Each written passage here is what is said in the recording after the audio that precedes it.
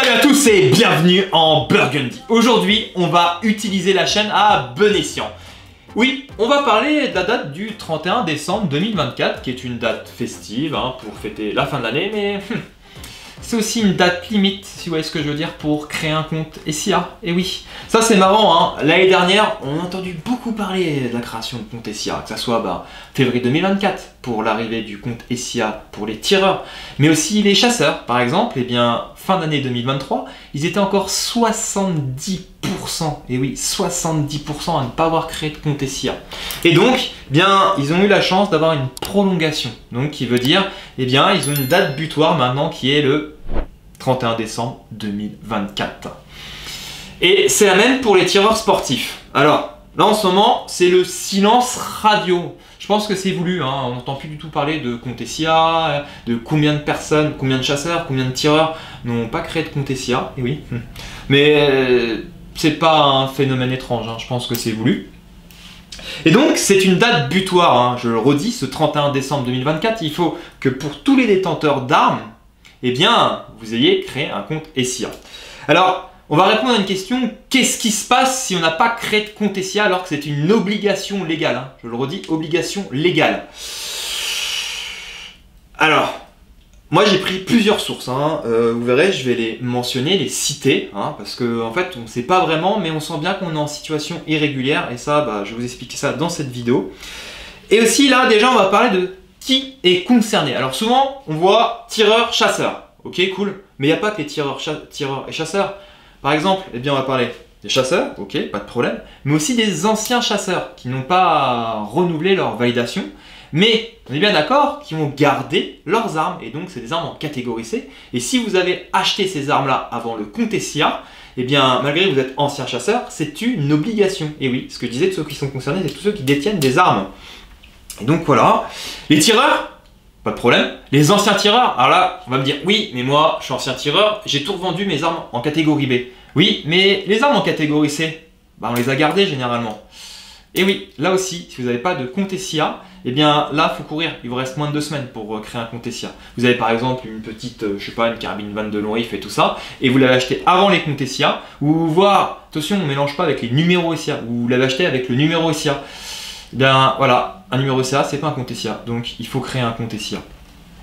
Alors, ok, mais on ne parle pas aussi des détenteurs sans titre. Alors, qu'est-ce que c'est un détenteur sans titre? C'est une personne qui n'a ni permis de chasser, ni licence de tir, mais qui a acquis par exemple un flashball, un gun coin comme GC54 ou GC57, c'est un nouveau modèle, non, je rigole.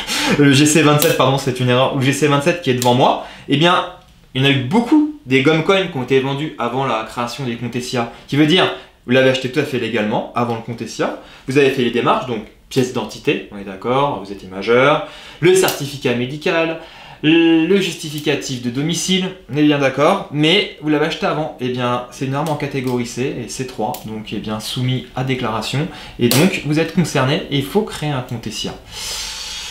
Et ouais, il y a beaucoup de monde qui sont concernés et qui ne sont pas au courant, et c'est pour ça que je fais cette vidéo, afin d'avertir.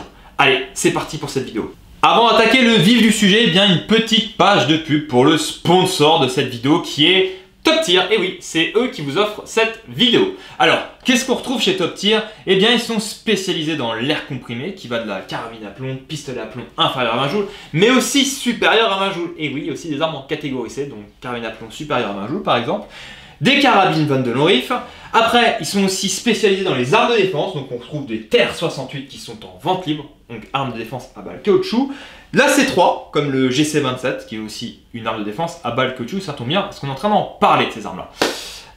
Mais, chose importante, j'allais oublier. Et oui, il y a des codes de réduction qui vont de 5 à 10%, ainsi que les liens. Et tout ça, c'est dans les commentaires épinglés de cette vidéo. Bon, maintenant, on va attaquer le premier chapitre, l'échéance. Alors, la date initiale, donc la date ultime initiale, c'était le 1er juillet 2023 pour les chasseurs.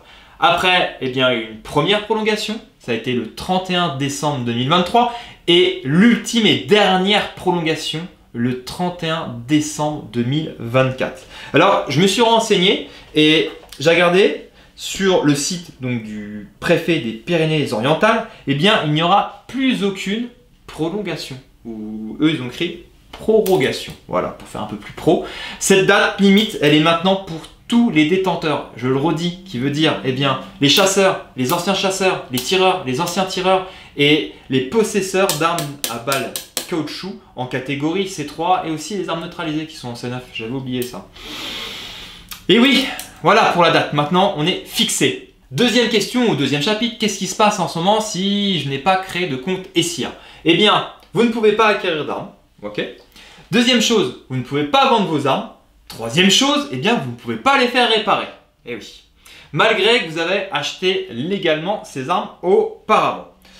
Alors, bien sûr, maintenant, bon nombre de chasseurs et de tireurs sont mis à jour. On est bien d'accord? Tiens, j'en ai pas parlé. Pour les tireurs qui utilisent donc des armes en catégorie B et qui qui consomment des munitions en catégorie B, eh bien là aussi, il faut aussi un compte SIA, sinon vous ne pouvez pas acheter de munitions. Mais je pense, sans entendre pas du tout parler, il doit rester des chasseurs et des tireurs et aussi des détenteurs sans titre qui n'ont pas créé de compte SIA. Alors, je vois bien la question aussi, moi, eh bien, j'ai acheté un GC27, je l'ai acheté avant le fameux compte SIA, donc je ne suis pas du tout traçable. Eh bien non. C'est soumis à déclaration, qui veut dire, eh bien, vous êtes quand même fiché. Hein. Vous avez fourni votre pièce d'identité, votre certificat, votre justificatif domicile. Oui, il faut créer un compte. Vous n'avez pas le choix. Qu'est-ce qui se passe à partir du 1er janvier pour tous ceux qui n'ont pas créé de compte SIA? Eh bien, vous serez des détenteurs en situation irrégulière, alors que vous avez acquis légalement ces armes. Et ouais. Vous l'avez compris, pour les détenteurs d'armes qui n'auront pas créé de compte SIA en 2025, vous serez en infraction sur la réglementation des armes.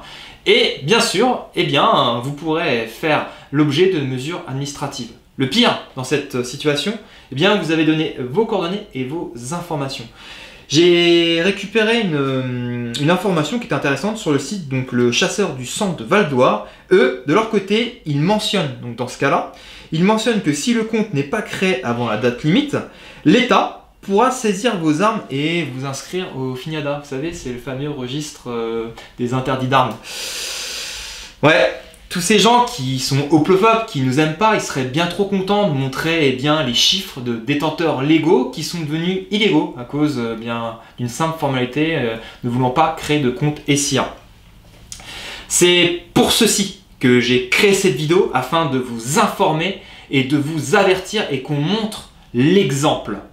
On attaque le chapitre des exceptions. Et oui, il y a toujours des exceptions. Allez, on s'accroche. Alors, pour les détenteurs qui ont acquis un fusil de chasse à canon lisse à un coup avant le 1er décembre 2011, eh bien, oui, vous n'êtes pas soumis à créer un compte SIA.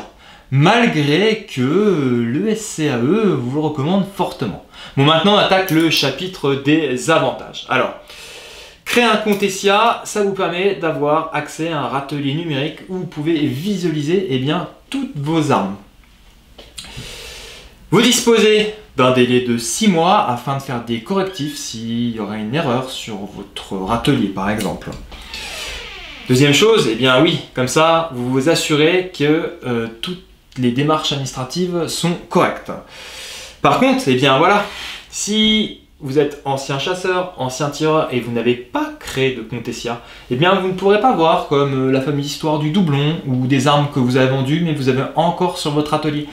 D'où l'importance d'avoir créé un compte SIA. Voilà. Créer un compte SIA, c'est montrer le bon exemple et ne pas laisser un super sujet aux journalistes avides de sujets sensationnels, anxiogènes pour faire trembler les ménageries.